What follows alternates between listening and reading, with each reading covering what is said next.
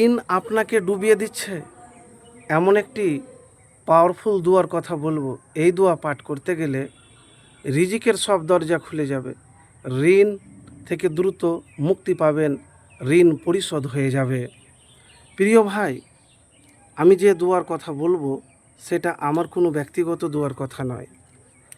ঋণ থেকে মুক্তি পেতে মহানবী সাল্লাল্লাহু আলাইহি সাল্লাম যে দোয়া পড়তে বলেছেন। বিভিন্ন সময় আমরা অনেকেই ঋণগ্রস্ত হই। এ ঋণ প্রকৃতপক্ষে কারো জীবনে ক্ষেত্রেই সুখের খবর নয়। আর তাই জীবনে সবসময় আমাদের উচিত ঋণ থেকে মুক্ত থাকা। ঋণ থেকে মুক্তি লাভের জন্য হাদিস শরীফে 2টি বিশেষ কার্যকারী দোয়া বর্ণিত হয়েছে। আজ আমি একটি কথা বলবো। দ্রুত ঋণ আদায় করতে বা ঋণ মুক্ত হতে সক্ষম হওয়ার জন্য রাসূলুল্লাহ সাল্লাল্লাহু আলাইহি সাল্লাম কিছু আমল ও দোয়া শিখিয়ে দিয়েছেন। তিনি ঋণ হতে বাঁচার জন্য আল্লাহর কাছে অত্যাধিক আশ্রয় প্রার্থনা করতেন। একবার ঋণ থেকে রক্ষা পেতে প্রার্থনারত অবস্থায় এক ব্যক্তি তাকে দেখে বলেন, হে আল্লাহ রসুল, আপনি ঋণ থেকে খুব বেশি বেশি আশ্রয় প্রার্থনা করে থাকেন কেন? নবী সাল্লাল্লাহু আলাইহি সাল্লাম বলেন, মানুষ ঋণী হলে কথা বলতে গিয়ে মিথ্যা বলে, আর অঙ্গীকার করলে রক্ষা করে না। বুখারী শরীফ 2397। তো আমি যে দোয়াটির কথা বলবো, আল্লাহু মাকফিনি বে হালালিকা আন হারামিকা ওয়াগনিনি বে ফাজলিকা আম্মান সিওয়াক। হে আল্লাহ, হারামের পরিবর্তে তোমার হালাল রুজি আমার জন্য যথেষ্ট করো, আর তোমাকে ছাড়া আমাকে কারো মুখাপেক্ষী করো না, এবং সেই অনুগ্রহ দ্বারা আমাকে সচ্ছলতা দান করো। হাদিসে এসেছে, একবার আলী রাদিয়াল্লাহু তাআলা আনহুর কাছে এক ব্যক্তি ঋণ পরিশোধের জন্য কিছু সাহায্য চায়। এ সময় আলী রাদিয়াল্লাহু তাআলা আনহু তাকে বলেন, আমি কি তোমাকে কয়েকটি বাক্য শিক্ষা দিব না, যা আমাকে রাসূলুল্লাহ সাল্লাল্লাহু আলাইহি সাল্লাম শিক্ষা দিয়েছেন? তখন বলেন যে, তুমি যদি এই বাক্যগুলি পাঠ করো তাহলে আল্লাহই তোমার ঋণ মুক্তির ব্যাপারে দায়িত্ব নেবেন, যদি তোমার ঋণ পর্বত সমান হয়।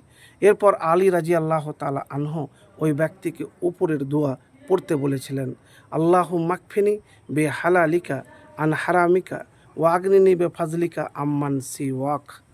তো প্রিয় ভাই, এবারে বলবেন, আমি তো এই দোয়া পাঠ করি, তাহলে আমার ঋণ কেন পরিশোধ হয় না? তো দোয়া করার আগে আপনাকে 5টি জিনিস মনে রাখতে হবে।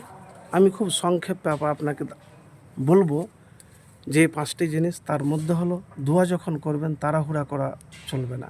2, আমি দোয়া করলাম কিন্তু আল্লাহ আমার দোয়া কবুল করলো না।